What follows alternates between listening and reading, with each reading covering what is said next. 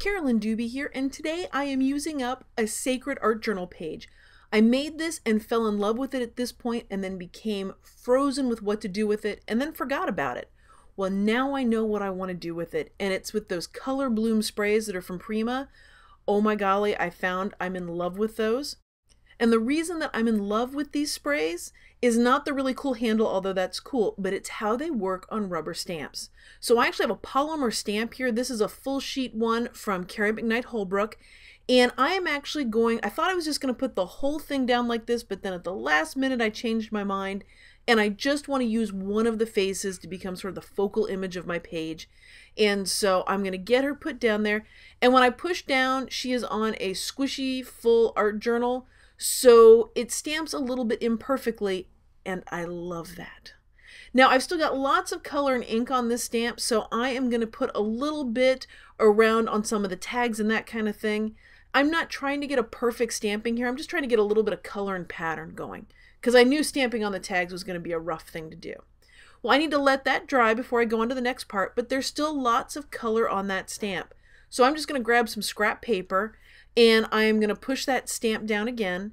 I found that if I'm working on a smooth, hard surface, I get a much more, quote, perfect print with it. So not as many oops or smears or that kind of thing. Shockingly, when you work on a smooth surface, things stamp a little bit better.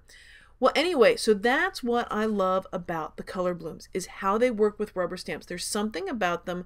They're almost like a little bit stickier than other spray inks that I've used, and I could feel it on my hand. My hand actually gets a little bit sticky when I use it, so maybe that's why it sticks to rubber stamps.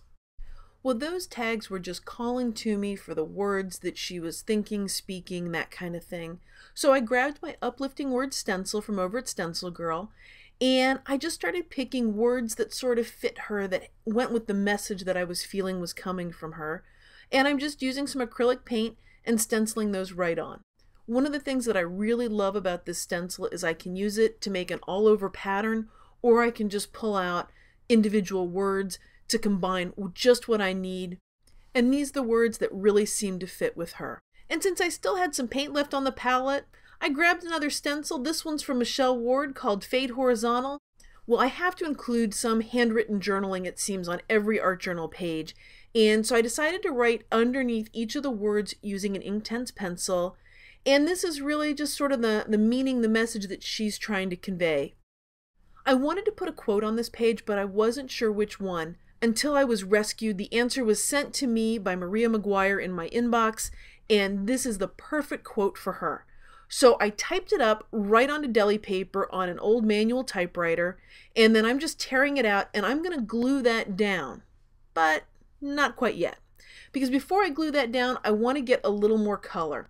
I still have some paint over there, so I am just going to come back with this Fade Horizontal stencil, and I'm going to dry brush and just put some very subtle dots up there.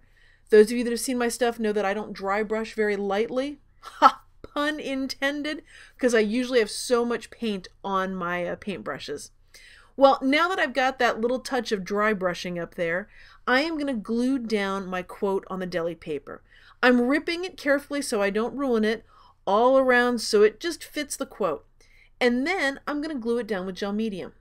I also added on some other words typed on deli paper, but you won't see it on this video. And that's because, for some reason, the camera got turned off.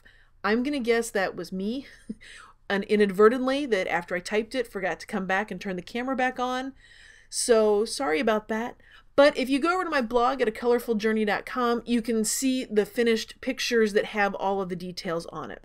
And one of the things I noticed while putting the gel medium down is that this is not a permanent spray ink, meaning if you get it wet again, it comes back up. And that spot on her forehead, I just kept getting drawn to it and it was distracting me. So I decided, why not just remove it? So that's what I did with a Q-tip and a little bit of water. I've got links to everything that I've used over on my blog at acolorfuljourney.com. Well, thanks for watching this video. If you've enjoyed it and you want to see more of my videos, I'd love it if you subscribe to my YouTube channel. Thank you so much for being a part of this colorful journey.